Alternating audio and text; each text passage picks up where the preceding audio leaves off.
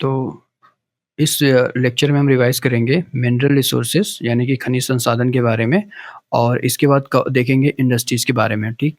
Industries जो different industries होती हैं, उनके रीज़न पर क्वेश्चन पूछता है और जो हमारे वेल नोन इंडस्ट्रीज़ हैं, जैसे हिंडाल्को हो गया, बेल हो गया, ये सब कब एस्टेब्लिश किए गए थे, उनके ईयर को कभी मैच द फॉलोइंग में पूछ लेता है और मिनरल में ज़्यादातर जो भी मैंने प्रीवियस ईयर के क्वेश्चंस को एनालाइज़ किया, तो मुझे 2 टाइप के क्वेश्चंस देखने को मिले आमतौर पर।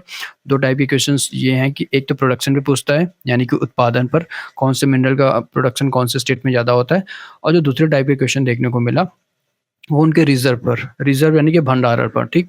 तो स्टेट वाइज़ रिज़र्व का अरेंजमेंट करने के लिए कभी-कभी पूछ लेता है। तो सारे इंपॉर्टेंट मिनरल्स अभी तक यूपी पीसीएस एग्ज़ाम्स के या फिर कोई भी प्रीलिम्स एग्ज़ाम्स के पर्सपेक्टिव से जितने भी इंपॉर्टेंट हैं, सब सारे मिनरल्स को मैंने यहाँ पे कवर किया हुआ है, ठीक?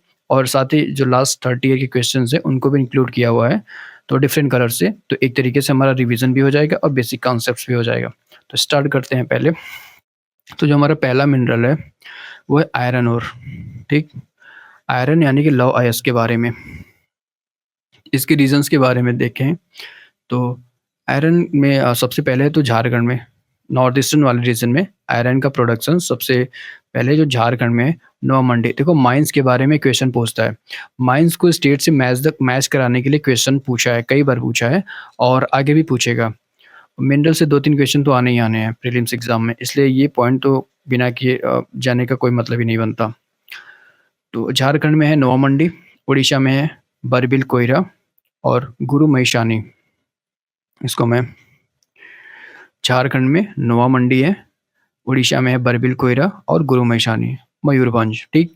और इसी तरीके से नॉर्थ ईस्ट वाले रीजन में असम में भी आयरन का प्रोडक्शन होता है। कभी हो गया पूछ लिया ऐसे कि स्टेट्स दे दिया, पूछा है कौन-कौन से स्टेट्स में आयरन के प्रोडक्शन या लौह अयस्क का प्रोडक्शन होता है। अब इसी तरीके से सेंट्रल पार्ट में छत्तीसगढ़ में बैलाडीला और डल्ली राजरा। बैलाडीला और डल्ली राजरा 2 इम्पोर्टेंट माइन हैं। ये प्रीवियस ईयर में पूछे भी गए हैं और महाराष्ट्र में, ठीक?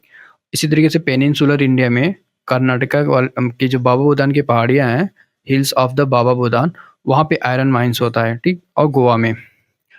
अदर रीजन्स में आंध्र प्रदेश है, राजस्थान है, कुछ छिटपुट रीजन इस तरीके के। तो हमने देख लिया आयरन ओर्स के बारे में। अभी आयरन ओर का टाइप क्या है, इंडिया में कौन-कौन से टाइप के आयरन ओर देखने को मिलते हैं? तो एक है हेमेटाइट, दूसरा है मैग्नेटाइट। हेमेटाइट का प्रोडक्शन कहाँ पे होता है? ईस्टर्न रीजन में। मोर देन 79% रीजन ईस्टर्न, यानी कि वही झारखंड, वेस्ट बंगाल, कुछ बिहार का हिस्सा, कुछ छत्तीसगढ़ का, कुछ उड़ीसा का, ठीक? Overall largest reserve in India कहाँ पे है? मतलब वो हेमेटाइट का जो फॉर्म ऑफ द आयरन, मतलब लार्जेस्ट रिजर्व हेमेटाइट का ही है इंडिया में। और दूसरा है मैग्नेटाइट का। इसका जो 93% रिजर्व है वो सदर्न इंडिया में है, ठीक? यानी कि तमिलनाडु, कर्नाटका और आंध्र प्रदेश वाले रीजन में। अब कुछ नोटेबल माइंस के बारे विशेषताओं के बारे में, उनकी क्वालिटीज़ के बारे में पूछ लिया है। जैसे जो बैलाडीला का माइन है, वहाँ पे हाई क्वालिटी आयरन ओर्स मिलते हैं, मतलब उच्च गुणवत्ता के लौह अयस्क देखने को मिलते हैं बैलाडीला में। और लार्जेस्ट मैकेनाइज्ड माइन भी है ये, ठीक? अब कुद्रेमुख, जहाँ पे मैग्नेटाइट टाइप के और आयरन ओर देखने को मिलते हैं। कुद्रेमुख कहाँ पे? कर्नाटका में, ठीक? और यहाँ पे मैग्नेटाइट मिलते हैं, बेसिकली एक्सपोर्ट किए जाते हैं, यानी कि इनका निर्यात कर दिया जाता है पोर्ट के माध्यम से फॉरेन में। तो ये आयरन के बारे में इंपॉर्टेंट बातें थी, इतनी हमने कवर कर लिया, ठीक? अब नेक्स्ट जो हमारा है, तो हमें इसमें यही देखना है कि रीजन्स कौन सा है, स्टेट कौन सा है, रिजर्व कहाँ पे ज़्यादा है, प्रोडक्शन कहाँ पे ज़्यादा है, ठीक? यानी कि उत्पादन और भंडारण, और उससे संबंधित राज्य कौन सा है, उससे संबंधित प्रमुख जो खदान कौन सी है। बस 4 बातें को हम माइंड में बना के रखना है, तो इसमें से अगर कोई भी क्वेश्चन आएगा तो इन्हीं 4 ही पॉइंट पे बेस्ड रहता है। अब ये जो हमारा है, ये है जिंक के बारे में। जिंक के मामले में राजस्थान टॉप पे है, ठीक? और राजस्थान का रामपुर अगुचा, ये बेस्ट जिंक प्रोडक्शन के लिए जाना जाता है, ठीक? जैसे कि वहाँ पे था बैलाडीला का माइन, आयरन ओर के लिए था। और राजस्थान का जिंक के प्रोडक्शन के मामले में मोनोपोली है ऑल इंडिया में, तो ये पता होना चाहिए राजस्थान, यानी कि जिंक राजस्थान हो गया। अदर डिपॉजिट्स के मामले में राजपुर, डेवारी और सिक्किम, ठीक? और हिंदुस्तान जिंक लिमिटेड, ये कहाँ पे काम करता है? तो ये इसी अगुचा, रामपुर अगुचा वाले एरिया में Hindustan zinc limited zinc production और एक्सट्रैक्शन के फील्ड में काम करता है। नेक्स्ट हमारा है सिल्वर के बारे में। सिल्वर में की रीजन्स कौन से हैं? तो सबसे ज़्यादा डिपॉज़िट्स के मामले में राजस्थान है, उसके बाद कर्नाटका है। राजस्थान में मोर देन 87% डिपॉज़िट राजस्थान में, फिर कर्नाटका है। अदर डिपॉज़िट्स के मामले में झारखंड है, आंध्र प्रदेश है, मध्य प्रदेश है, उत्तराखंड है। ठीक है, अगर हमको देखो हमारे काम की चीज़ें हमको इतना जानना है, तो राजस्थान हमारे लिए इम्पोर्टेंट है क्योंकि वहाँ पे सबसे ज़्यादा अ, रिज़र्व मौजूद है, भंडारण सिल्वर का सबसे ज़्यादा राजस्थान में है। और कुछ माइन्स के बारे में पता होना चाहिए, जैसे जावर माइन कहाँ पे है? राजस्थान में। किसके लिए जाना जाता है? सिल्वर के लिए, ठीक? और कोलार, हुट्टी एंड ये सारे के सारे गोल्ड माइन्स हैं। जैसे कोलार गोल्ड फील्ड है, कोलार गोल्ड फील्ड केजीएफ, और हुट्टी गोल्ड माइन, ये कर्नाटका में है। सिल्वर मतलब गोल्ड माइन कुछ थे इम्पोर्टेंट, मुझे मैंने यहाँ पे नोट कर लिए। और बाकी कॉपर के मामले में, ये इसमें भी राजस्थान है। इसमें 2 चीज़ें इम्पोर्टेंट है कॉपर के मामले में, एक तो खेतरी में पता होना चाहिए और दूसरा मलाजखंड। मलाजखंड है एमपी में, एम से एमपी, एम से मलाजखंड, और खेतरी कहाँ पे है? राजस्थान में। ये 2 कॉपर से रिलेटेड इम्पोर्टेंट 2 रीजन्स हैं। ये खेतरी भीलवाड़ा डिस्ट्रिक्ट में है राजस्थान के, और ये बालाघाट वाले रीजन जबलपुर के, वहाँ पे मलाजखंड में एमपी में है, ठीक? तो और टॉप स्टेट्स के मामले में, प्रोडक्शन के मामले में एमपी टॉप पे है, फिर राजस्थान है, इसके बाद झारखंड। और रिजर्व के मामले में, भंडारण के मामले में राजस्थान टॉप पे आ जाता है और एमपी सेकंड पे आ जाता है। लेकिन प्रोडक्शन के मामले में एमपी टॉप पे है। ये इतनी बातें थी कॉपर के बारे में। अब नेक्स्ट जो हमारा है वो बॉक्साइट। तो बॉक्साइट एल्युमिनियम का अयस्क है, ओर है। तो इसकी जो प्रोडक्शन है सबसे ज़्यादा उड़ीसा में होती है, और रिजर्व के मामले में भी उड़ीसा ही है। और कुछ नोटेबल माइन से इससे संबंधित जो कुछ मुख्य खदानें हैं वो है कालाहांडी में है, कोरापुट, सुंदरगढ़ और बोलांगीर, ठीक? ये 2 इम्पोर्टेंट है, पहले के 2 कालाहांडी और कोरापुट, ये बॉक्साइट की माइन्स है। ये पता होना चाहिए क्योंकि कई बार क्वेश्चन पूछा भी गया है। इसी तरीके से अदर रीजन्स इंडिया में जो है बॉक्साइट का प्रोडक्शन होता है, वो है झारखंड, गुजरात और लोहरदगा, ये और द्वारका रीजन, ठीक? तो ये मतलब बॉक्साइट में झारखंड और गुजरात भी शामिल है, और बाकी उड़ीसा तो है ही अपना। अदर जो है टीन के बारे में है। टीन का देखो, टीन के मामले में छत्तीसगढ़ की एक तरीके से मोनोपोली है, उसी तरीके से जैसे सिल्वर के मामले में राजस्थान की। छत्तीसगढ़ का जो दंतेवाड़ा डिस्ट्रिक्ट है वो टीन प्रोडक्शन के लिए जाना जाता है, और वहाँ पे जो भी नक्सलिज़्म फैलने के पीछे रीज़न भी काफ़ी ज़्यादा माइन्स रहते हैं, मतलब टीन माइनिंग ही है। तो सिग्निफिकेंट रिज़र्व कहाँ पे है? दंतेवाड़ा में। अदर स्टेट्स में हरियाणा है, उड़ीसा है। टिन का यूज़ कहाँ होता है? शीट्स बनाने में, एलॉयज़ यानी कि मिश्र धातु बनाने में, सोल्डरिंग में, ठीक? सोल्डरिंग एक तरीके से 2 डिफरेंट मेटल्स को आपस में ऐड करने की प्रोसेस होती है। तो टिन के बारे में इतनी बातें थी। अब टंगस्टन की बात करते हैं। टंगस्टन के मामले में इसपे देखो कर्नाटका टॉप पे है, टंगस्टन के मामले में, मेजर प्रोड्यूसर में। रिज़र्व के मामले में कर्नाटका है, ठीक? अभी यहाँ पे 42% रिज़र्व किसके पास है? टंगस्टन का कर्नाटका के पास है, और राजस्थान के पास 27% रिज़र्व है। लेकिन राजस्थान की जो क्वालिटी है टंगस्टन की, वो काफ़ी ज़्यादा मतलब उसकी जो सिग्निफिकेंस है वो ज़्यादा है बजाय कि कर्नाटका के। तो कुछ इंपॉर्टेंट रिज़र्व है, जैसे कर्नाटका में चित्रदुर्ग है, और राजस्थान में सिरोही है, तिगाना है, ठीक? ये इंपॉर्टेंट टंगस्टन के माइनिंग सेंटर्स हैं। चित्रदुर्ग हमारे लिए इम्पोर्टेंट है। माइका के प्रोडक्शन की बात करते हैं। तो माइका का प्रोडक्शन जो ज़्यादातर होता है वो झारखंड में होता है, ठीक? और रिज़र्व के मामले में राजस्थान है, उसके बाद उड़ीसा है। झारखंड में प्रोडक्शन, और झारखंड में कोडरमा जो माइन है, उसे माइका कैपिटल बोला जाता है। ये कोडरमा माइन झारखंड में ही है, और इसे माइका का कैपिटल बोला जाता है। और की कुछ इम्पोर्टेंट बातें हैं, जैसे कि हज़ारीबाग, गया, मुंगेर, ये इसकी माइका का चेन यहाँ पे सबसे बड़ी चेन है हज़ारीबाग, गया, मुंगेर, जो कि छोटा नागपुर प्लेट वाले रीजन में है। इसी तरीके से आंध्र प्रदेश में भी 41% रिज़र्व है, और नेल्लोर में भी है, ठीक? अब बात करते हैं मार्बल की। तो इंडिया में मार्बल का प्रोडक्शन के मामले में राजस्थान टॉप पे है। राजस्थान के अलावा एमपी भी है, एमपी का कटनी रीजन। तो यहाँ पे है ना मकराना की जो क्वालिटी है, मकराना मार्बल का टाइप है, जो कि काफ़ी व्हाइटिश कलर होता है। और जो ताजमहल है, ताजमहल में भी मकराना मार्बल का यूज़ किया गया था। तो ये राजस्थान में इसका प्रोडक्शन होता है, और बाकी पाकिस्तान में होता है। अब कटनी में हमने पता है देख ही लिया, यहाँ मार्बल की पॉलिशिंग, मार्बल का काफ़ी काम होता है एमपी के कटनी में। राजस्थान लार्जेस्ट प्रोड्यूसर, ये बात हमने कर ही ली। ये इतनी बातें थी माइका के बारे में। अब लेड की बात करते हैं। जिस तरीके से राजस्थान सिल्वर में टॉप पे, उसी तरीके से लेड में भी टॉप पे है।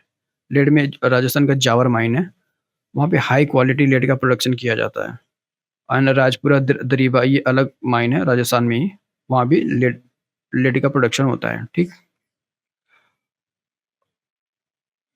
अब ग्रेफाइट हो गया। देखो ग्रेफाइट के मामले में प्रोडक्शन की बात करें या फिर रिजर्व की बात करें, यानी भंडारण हो चाहे उत्पादन, दोनों के मामले में झारखंड टॉप पे है। और इसके अलावा अरुणाचल प्रदेश में ग्रेफाइट के काफ़ी डिपॉजिट्स हैं, और बाकी प्रोडक्शन में देख लिया राजस्थान टॉप पे है। मेजर स्टेट्स में राजस्थान सॉरी झारखंड टॉप पे है। झारखंड ही है, चाहे प्रोडक्शन हो चाहे रिजर्व हो, ठीक। अब यूरेनियम की बात करते हैं। तो यूरेनियम के इम्पोर्टेंट माइंस पे कभी-कभी क्वेश्चन पूछा गया है, जैसे कि कुछ इम्पोर्टेंट माइंस है, खासकर जो जादूगढ़ा माइंस है और हजारीबाग माइंस है, इन पर पूछ लिया गया कि मतलब ये किससे रिलेटेड है, कौन से मतलब ओर के प्रोडक्शन से रिलेटेड है, तो वो बेसिकली यूरेनियम प्रोडक्शन से संबंधित है। तो झारखंड में मेजर डिपॉजिट्स हैं, और माइनिंग में जो सिंहभूम माइन है और जादूगढ़ा और हजारीबाग माइन, ये भी झारखंड से ही है, ठीक। और सिंहभूम, जादूगढ़ा और हजारीबाग, ये झारखंड के इम्पोर्टेंट यूरेनियम्स माइंस हैं। और मेजर स्टेट्स के मामले में Jharkhand largest producer of the uranium है इन इंडिया।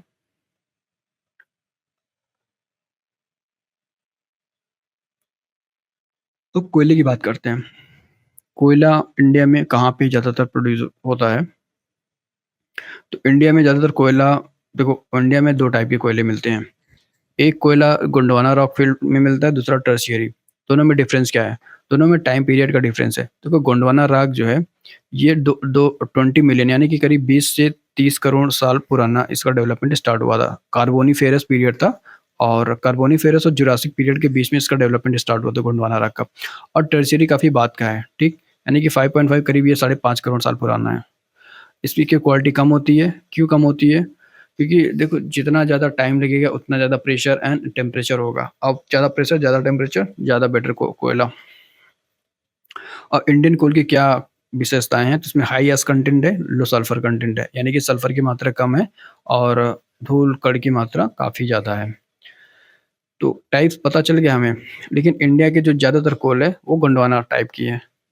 90% कोल इंडिया के गोंडवाना टाइप की है, ये बात भी इम्पोर्टेंट है। अब स्टेट्स के मामले में स्टेट्स कौन से इंपॉर्टेंट है कोल के फील्ड में, उनको देखते हैं।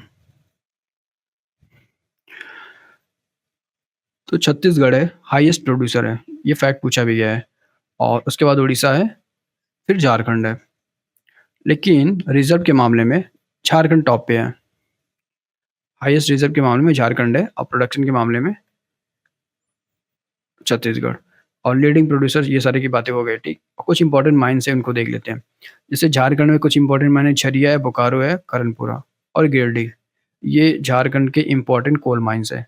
इसमें से जो पूछा गया है, झरिया के बारे में पूछा गया है, गिरिडीह के बारे में पूछा गया है। क्या पता अगली बार कर्णपुरा के बारे में पूछ लो, ऐसा कोई क्वेश्चन बना के, तो ये लिए इंपॉर्टेंट पॉइंट बन जाता है। अब इसी तरीके से जो हमारा छत्तीसगढ़ में इंपॉर्टेंट कोल माइन है, वो कोरबा, तादपानी, बिसरामपुर और सोनहट। ये इंपॉर्टेंट कोल माइंस है कहाँ पे? छत्तीसगढ़ में। कोरबा, तादपानी, बिसरामपुर, सोनहट। इसी तरीके से उड़ीसा में क्या है? तलचर कोल माइन है, महानदी वैली, महानदी की जो घाटी में कोल माइंस है। और वेस्ट बंगाल में रानीगंज। रानीगंज इंडिया का पहला कोल माइन है, ठीक। कहाँ पे है? वेस्ट बंगाल में रानीगंज। और कौन क्या है? कोल माइंस है। अभी कोल्स के बारे में कुछ और बातें हैं, जैसे कि देखो इंडिया के कोल हमने देखा ना, 2 टाइप के होते हैं। एक गोंडवाना हमने देख लिया, अभी 90% प्रोडक्शन इंडिया में, 90% रिजर्व जो है गोंडवाना कोल का है। अभी जो टर्शियरी कोल होते हैं, वो साउथ इंडिया में ज़्यादातर साउथ इंडिया में, पूरा का पूरा नहीं लेकिन ज़्यादातर साउथ इंडिया में देखने को मिलते हैं। इसके अलावा कश्मीर वैली में, असम में, अरुणाचल प्रदेश में और मेघालय में टर्शियरी टाइप के कोल्स हैं। तो इस पर क्वेश्चन भी पूछा गया है, जैसे कि नेवेली के बारे में पूछ लिया था, नेवेली लिग्नाइट फील्ड कहाँ पे है? तो टर्शियरी कोल पे काम करता है, वो कहाँ पे? तमिलनाडु में। इसी तरीके से असम का माकुम रीजन है, मेघालय में है, और अरुणाचल प्रदेश का नामचिक नामपुक, नामचिक नामपुक ये पूछा भी गया है। नामचिक नामफुक कोलफील्ड कहाँ पे है? अरुणाचल प्रदेश में है। अब डायमंड के बारे में कुछ इम्पोर्टेंट बातें हैं। तो डायमंड वैसे इंडिया में डायमंड की प्रोडक्शन कोई बहुत ज़्यादा नहीं है, लेकिन मध्य प्रदेश में, एमपी में पन्ना रीजन जो है, खासकर जो पन्ना टाइगर रिजर्व वाला रीजन है, वहाँ पे डायमंड का प्रोडक्शन किया जाता है। और बाकी नगीपट्टनम, जहाँ पे कोहिनूर मतलब फाइंड किया गया था, नागापट्टनम में, आंध्र प्रदेश में, वहाँ भी डायमंड का प्रोडक्शन रीजन है। लेकिन अब ये रीजन मतलब एक तरीके से यहाँ से एक्सट्रैक्शन लगभग कंप्लीट हो चुका है, अभी डायमंड्स प्रोडक्शन नहीं हो पाता। और गुंटूर रीजन में, ये नागापट्टनम तमिलनाडु में है और गुंटूर आंध्र प्रदेश में है। कृष्णा रिवर बेसिन, ये तमिलनाडु और आंध्र प्रदेश दोनों के कंबाइंड रीजन है। यहाँ भी डायमंड के माइंस देखे गए, मतलब डायमंड प्रोडक्शन रीजन देखे गए, बाकी डायमंड के माइंस वैसे इंडिया में कुछ इंपॉर्टेंट है नहीं वहाँ पे। ऐसे कोई मतलब एक सिस्टमेटिक माइन डेवलपमेंट इंडिया में डायमंड से रिलेटेड नहीं है, बस कुछ चिट-पुट रीजन है, जो अगर पता हो कि हाँ, यहाँ पे डायमंड है, बस इतना बहुत है। अब पेट्रोलियम एंड नेचुरल गैस का इंडिया में कहाँ प्रोडक्शन और कहाँ रिजर्व है, उसको देख लेते हैं। तो पहले हिस्टोरिकल कुछ फैक्ट्स हैं, जैसे डिगबोई यहाँ पे ओल्डेस्ट रिजर्व है इंडिया का, सबसे पहले प्रोडक्शन यहीं पे स्टार्ट हुआ था। और डिगबोई कहाँ पे है? तो डिगबोई असम में है। और ब्रह्मपुत्र वैली में भी पेट्रोलियम प्रोडक्शन होता है। रुद्रसागर, रुद्रसागर कहाँ पे है? त्रिपुरा में है। ठीक। और वेस्टर्न ऑफशोर, जो हमारा पश्चिमी समुद्र का तट है, वहाँ पे आलियाबेट, कॉम्बे बेसिन, जहाँ तक खंबात की खाड़ी है, यहाँ पे पेट्रोलियम डिपॉजिट्स देखने को मिलते हैं। अभी गुजरात में अंकलेश्वर है, नौगांव है और लूनेच, ये कुछ पेट्रोलियम से रिलेटेड रीजन्स हैं। ये पता होना चाहिए, क्योंकि यहाँ से कभी-कभी क्वेश्चन पूछ सकता है। और शायद अंकलेश्वर के बारे में यूपीपीसीएस में नहीं, शायद आरओ-एआरओ में पूछा भी गया है। और ईस्टर्न ऑफशोर जो है हमारा, पूर्वी जो समुद्र तट है, वहाँ पे गोदावरी और कृष्णा नदी का जो डेल्टा रीजन है, वहाँ पे पेट्रोलियम डिपॉजिट्स और नेचुरल गैस दोनों के, पेट्रोलियम एंड नेचुरल गैस दोनों डिपॉजिट्स देखने को मिलते हैं। अब कुछ पेट्रोलियम रिफाइनरीज पे क्वेश्चन पूछता है। पेट्रोलियम रिफाइनरीज दे देगा, मैच द फॉलोइंग में पूछेगा कि कौन से स्टेट में सिचुएटेड है। तो असम में क्या है? डिगबोई है, जो कि इंडिया का पहला था। और नूनामती और नुमालीगढ़, ये 3 है। ठीक। नूनामती और नुमालीगढ़ और डिगबोई।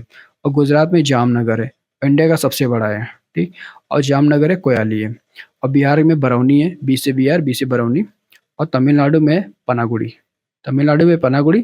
और नागापट्टनम, यहाँ पे डायमंड सेंटर भी है।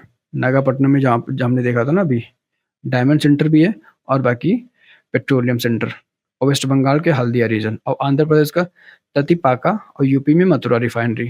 ये कुछ इंपॉर्टेंट रिफाइनरीज थी। तो हमारे लिए जो इम्पोर्टेंट है वो है बिहार का बरौनी, यूपी का मथुरा, असम का नुमालीगढ़।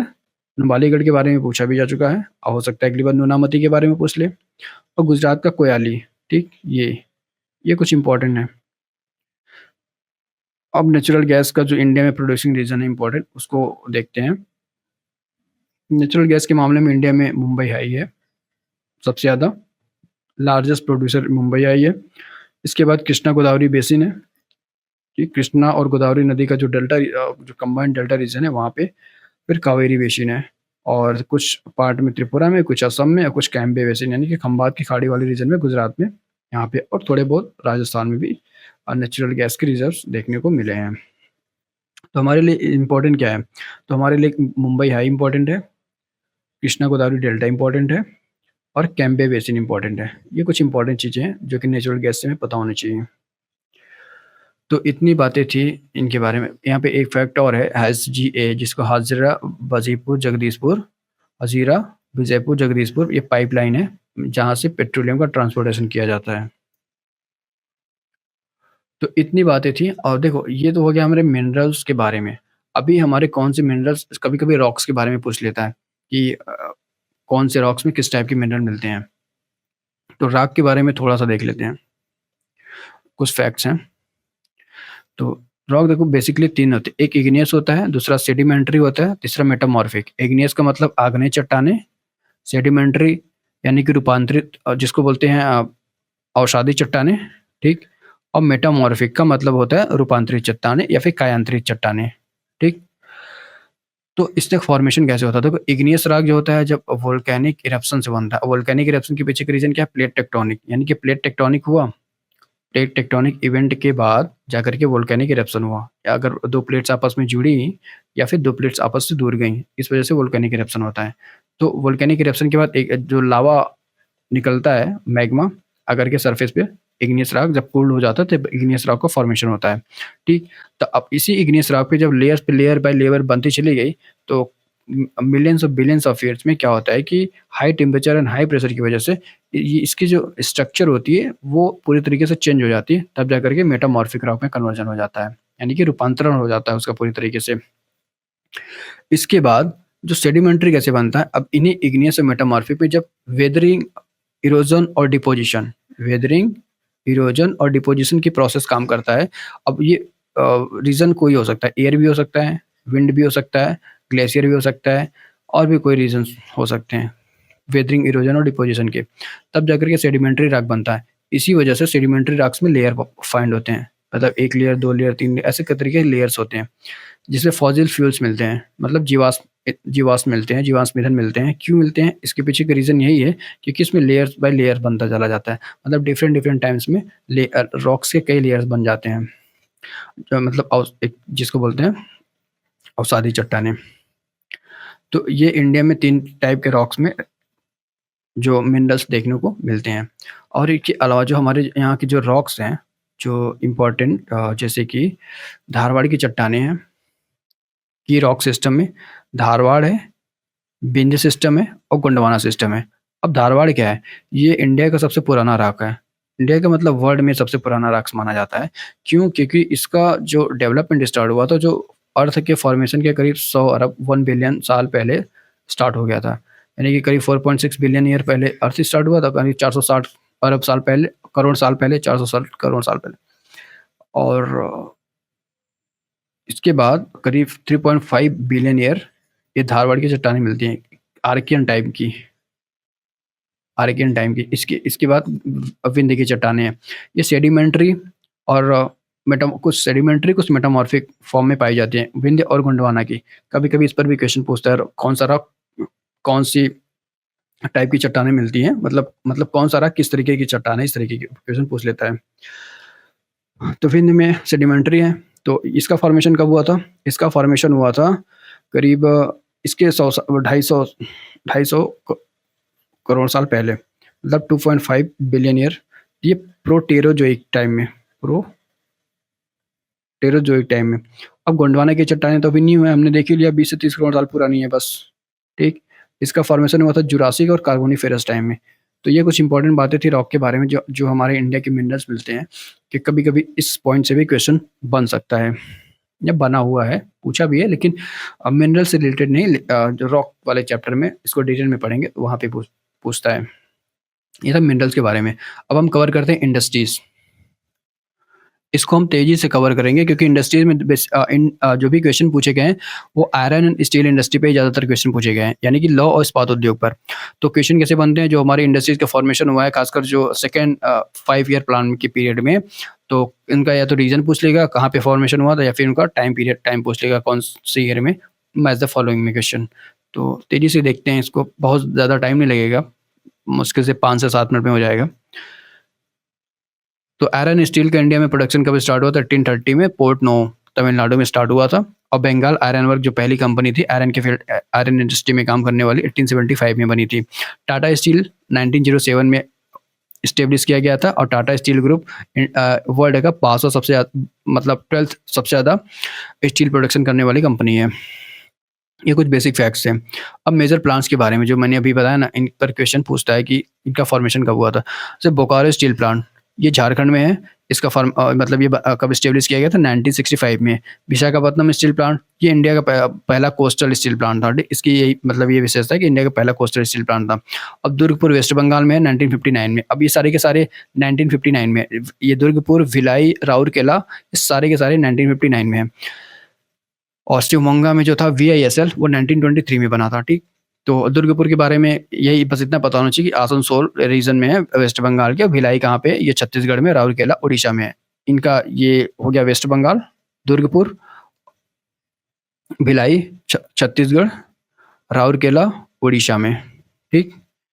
और ये कर्नाटका में है और विशाखापत्तनम तो भाई आंध्र प्रदेश में होगा ही और बोकारो स्टील प्लांट ये झारखंड में है। बस इतना पता होना चाहिए, इतना बहुत है। अब कुछ इंपॉर्टेंट फैक्ट्स हैं, जैसे स्टेनलेस स्टील में क्या-क्या मिला होता है, तो क्रोमियम, निकेल, आयरन ये तीनों होते हैं। आयरन अच्छा आयरन स्टील है तो इसमें आयरन और क्रोमियम क्यों मिला, इसमें कार्बन भी मिला होता है कुछ थोड़ा बहुत। क्यों मिलाया जाता है? तो इसको जंग ना लगे इसकी उससे बचाने के लिए इसमें मिलाया जाता है। यूपीएससी 1990 और 97 में स्टेनलेस स्टील के बारे में क्वेश्चन भी पूछा है। कुछ इंपॉर्टेंट एनर्जी रिसोर्सेज है इंडिया में, जैसे पतरातु, ये मैंने फैक्ट्स यहाँ पे लिख लिया क्योंकि मुझे लगा कि हाँ ठीक है, ऐसा क्वेश्चन दे करके पूछ लिया कि इस मैच द फॉलोइंग में कि ये कहाँ पे है, मतलब किससे रिलेटेड है? तो पतरातु थर्मल एनर्जी से रिलेटेड है, जरगरी हाइड्रल से, कल्पक्कम जो है वो न्यूक्लियर, तो पता ही होगा कल्पक्कम न्यूक्लियर से रिलेटेड है, अगर किसी को थोड़ा भी बेसिक आइडिया होगा तो मालूम ही होगा। एल्युमिनियम इंडस्ट्री के बारे में, एल्युमिनियम अब देखो आयरन हमने कवर कर लिया, अब एल्युमिनियम के बारे में। यहाँ पे 1937 में इसका स्टार्ट हुआ था वेस्ट बंगाल में, ये भी वेस्ट बंगाल में। अच्छा वेस्ट बंगाल में क्यों इंडस्ट्रियल प्रोडक्शन का स्टार्ट हुआ? क्योंकि हमारे जब इंडिया में जब ब्रिटिशर्स ने कॉलोनी बनाना स्टार्ट किया तो सबसे पहले मतलब ब्रिटिशर्स के पहले बहुत से जो थे, तो मतलब जब इंडस्ट्रियल का डेवलपमेंट स्टार्ट करना स्टार्ट किया ब्रिटिशर्स ने, तो उन्होंने वेस्ट बंगाल में ही उनका मेन रीज़न था, क्योंकि वहाँ पे एग्रीकल्चर सॉइल बहुत अच्छी थी। तो वहीं पे जाकर के स्टार्टिंग हुई सारी की सारी, तो कोलकाता वाले रीजन में। तो कोलकाता में ही स्टार्ट माना मतलब सारे के सारे इंडस्ट्रियल डेवलपमेंट स्टार्ट हुई इस तरीके से। तो इसका यूज़ पता ही है, ट्रांसपोर्टेशन, पैकेजिंग एंड कंस्ट्रक्शन में होता है। अब कुछ इंपॉर्टेंट जैसे हमने देखा ना अभी आयरन प्लांट्स, इसी तरीके से एल्युमिनियम के फील्ड में भी हिंडाल्को है, बाल्को है, इंडाल। अभी इंडाल का क्या सीन है कि इंडाल का हिंडाल्को में मर्जिंग हो चुकी है। अब नाल्को है, तो हिंडाल्को क्या है? हिंदुस्तान एल्युमिनियम कंपनी है, बाल्को है भारत एल्युमिनियम कंपनी है और नाल्को जो है वो नेशनल एल्युमिनियम कंपनी है। ये 1958 में बना था, आदित्य बिरला ग्रुप इसको हैंडल करता है। और बाल्को 1965 में और नाल्को 1981। अभी ये तो मर्ज हो चुका है, तो उसका क्या ही मतलब है फिर? तो बाल्को छत्तीसगढ़ में और नाल्को उड़ीसा में है और हिंडाल्को तो कई रीजन में, खास यहाँ सोनभद्र में।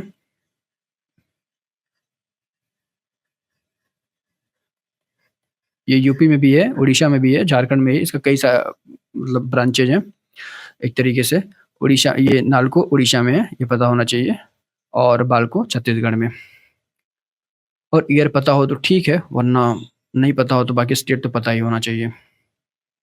इंपॉर्टेंट फैक्ट्स में क्या है, कोरबा जो है छत्तीसगढ़ वाला, known for the aluminium industry, यहाँ पे बाल्को लोकेटेड है। Hindustan copper only copper producing Khetri region, तो हिंदुस्तान कॉपर जो कॉपर के फील्ड में काम करता है प्रोडक्शन एंड कंस्ट्रक्शन के मतलब एक्सट्रैक्शन में, वो खित्री में लोकेटेड है। ये कुछ इंपॉर्टेंट फैक्ट्स एग्जाम्स में पूछे गए थे। अभी देखो आयरन एंड स्टील इंडस्ट्री, लौह इस्पात उद्योग हो गया। इसके अलावा भी कुछ इंपॉर्टेंट इंडस्ट्रीज के बारे में उनको देख लेते हैं, इनके रीजंस के बारे में पता होना चाहिए बेसिकली, बस इतना पता हो बहुत है, थोड़ा बहुत आइडिया होना चाहिए। जैसे सीमेंट इंडस्ट्री, सीमेंट के मामले में इंडिया सेकंड नंबर पे है वर्ल्ड में प्रोडक्शन के मामले में, और लोकेशंस में चुनार है, दादरी है, चुरक है, दाला है, कुछ इंपॉर्टेंट लोकेशंस है। अभी कौन से स्टेट में? सारे के सारे यूपी में है, ठीक। और यूपी में सोनभद्र में और मिर्जापुर में, सोनभद्र और मिर्जापुर वाले एरिया में, रीजन में ये सारे के सारे हैं। अब ग्लास इंडस्ट्रीज के मामले में, तो ग्लास इंडस्ट्री के मामले में यूपी टॉप पे है, क्योंकि यहाँ पे यूपी टॉप पे है। यहाँ पे ग्लास की चूड़ियाँ बनाई जाती है ना, खासकर जो फिरोजाबाद है आगरा के बगल में, जो आगरा से ही काट करके बनाया गया है एक डिस्ट्रिक्ट, वहाँ पे ग्लास की चूड़ियों के लिए मतलब अ, ग्लास बैंगल्स के लिए काफ़ी फेमस है। इसके अलावा वहीं से थोड़ा आगे बढ़ने पर गाजियाबाद, और बाकी इस साइड में पूर्वांचल रीजन में प्रयागराज का नैनी रीजन और बहराजी, ये कुछ ग्लास इंडस्ट्रीज के लिए फेमस रीजन है यूपी में। और बाकी कॉटन टेक्सटाइल के मामले में, देखो कॉटन टेक्सटाइल का भी डेवलपमेंट यहीं हुआ कोलकाता में ही, आयरन का भी, एल्युमिनियम का भी, कॉटन का भी। क्यों? क्योंकि वहाँ पे कॉलोनी का सेंटर हुआ करता था। इंडिया में पहला कॉटन मिल 1818 में बना था, मतलब स्टेब्लिश किया गया था फोर्ट ग्लॉस्टर कोलकाता में। की रीजन के मामले में, प्रोडक्शन के मामले में तमिलनाडु है और लुधियाना पंजाब में।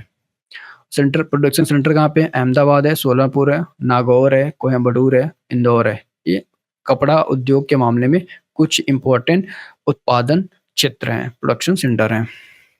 और फर्टिलाइजर इंडस्ट्री की बात करते हैं, तो फर्टिलाइजर इंडस्ट्री में सिंदरी एक काफ़ी जाना पहचाना नाम है, और फूलपुर में क्या है? इफ़को है, जो कि फर्टिलाइजर के फील्ड में काम करता है और एक कॉर्पोरेटिव इंडस्ट्री है, पूरी तरीके से प्राइवेट नहीं है। ये कोऑपरेटिव तरीके का इंडस्ट्री है इफ़को।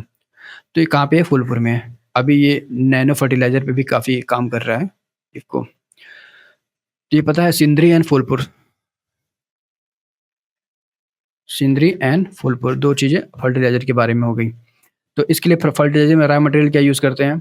तो वही NPK, nitrogen, phosphorus and potassium और बाकी जिप्सम, नैप्था, नेचुरल गैस, ये सारे के सारे प्रोडक्शन में हेल्प करते हैं। अब इंजीनियरिंग एंड मैन्युफैक्चरिंग इंडस्ट्री में क्या है? एचईसी, देखो ये हो सकता है कभी पूछ ले, ये क्या है? एचईसी, हिंदुस्तान इंजीनियरिंग कॉर्पोरेशन, कहाँ पे है? रांची में, 1958 में एस्टेब्लिश किया गया था। एचएमटी, ये हिंदुस्तान इंजीनियरिंग कॉर्पोरेशन है या फिर एक्चुअल में इंजीनियरिंग कॉर्पोरेशन तो है, लेकिन हिंदुस्तान है, मतलब इसमें थोड़ा मुझे कन्फ्यूजन है। और एचएमटी क्या है? हिंदुस्तान मशीन टूल्स है, इसको हिंदुस्तान मशीन टूल बोलते हैं, इसका फुल फॉर्म। इन 1953 में इसको एस्टेब्लिश किया गया था। और डीएलडब्ल्यू, ये है डीजल लोकोमोटिव वर्क्स, ये बनारस में है, 1961 में इसको एस्टेब्लिश किया गया था। ये तो पहले डीजल इंजन्स बनाने के काम में, मतलब डीजल इंजन्स बनाता था, लेकिन अभी फिलहाल डीजल इंजन्स के साथ साथ बाकी और भी टाइप के इंजन्स बनाता है डीएलडब्ल्यू। बेह बेल का क्या है सीन है? तो भारत इलेक्ट्रॉनिक लिमिटेड, ठीक? भारत इलेक्ट्रॉनिक लिमिटेड है, 1954 में इसको फाउंड किया गया था और ये भी इलेक्ट्रॉनिक और डिफेंस के फील्ड में काम करती है। ये इंजीनियरिंग के मामले में हमसे देखो, इंजीनियरिंग के मामले में कुछ इंपॉर्टेंट कंपनियाँ पीएसयूज़ हैं सारे के सारे, तो इनके ईयर्स के थोड़ा-सा कभी-कभी हो सकता है क्वेश्चन पूछ ले पीसीएस एग्ज़ाम में, तो कुछ भी हो सकता है। तो इसको थोड़ा-सा ध्यान में रखिए। अब लास्ट हमारा बचता है ऑटोमोबाइल इंडस्ट्री। ऑटोमोबाइल इंडस्ट्री, देखो ऑटोमोबाइल इंडस्ट्री ज़्यादा वहीं पे मिलेगा जहाँ पे पर कैपिटा इनकम ज़्यादा हो, जहाँ पे मैन पावर ज़्यादा हो, जहाँ पे स्किल ज़्यादा हो। तो ये आता है टियर 1 सिटीज़, ठीक? जो हमारी टियर 1 सिटीज़ है, वहाँ पे ऑटोमोबाइल इंडस्ट्रीज़ का डेवलपमेंट काफ़ी देखने को मिलता है। तो इंडिया में पहले फर्स्ट कार कौन बनाया था? हिंदुस्तान मोटर्स ने बनाया था 1958 में। हिंदुस्तान मोटर्स ने इंडिया में पहली कार बनाई थी 1948 में, 58 में नहीं। अब की रीजन्स में वही टियर 1 सिटी चेन्नई, पुणे, गुरुग्राम और इसके साथ-साथ सारण है, ठीक? ये कुछ की रीजन्स हैं, जो ऑटोमोबाइल इंडस्ट्री के फील्ड में काम करती हैं। अब इसके बाद कुछ प्रोडक्शन सेंटर में मुंबई है, जमशेदपुर है, पीतमपुरा। पीतमपुरा हमारे लिए इम्पोर्टेंट है, काफ़ी पूछा भी गया है प्रीवियस ईयर्स में। औरंगाबाद, मनेसर एंड बेंगलुरु, ये ऑटोमोबाइल इंडस्ट्रीज़ का सेंटर्स हैं। तो इस तरीके से हमने इंडस्ट्रियल सेंटर्स भी कवर कर लिए। इतनी सारी बातें थी। तो इन इंडस्ट्रियल सेंटर्स में हमको पता होना चाहिए बेसिकली पूछता क्या है। हो सकता है क्वेश्चंस बने तो फुल फॉर्म पे पूछ ले या फिर ईयर मैच करने के लिए, ठीक? और इससे ज़्यादा अगर कुछ पूछेगा तो रीज़न पूछ सकता है।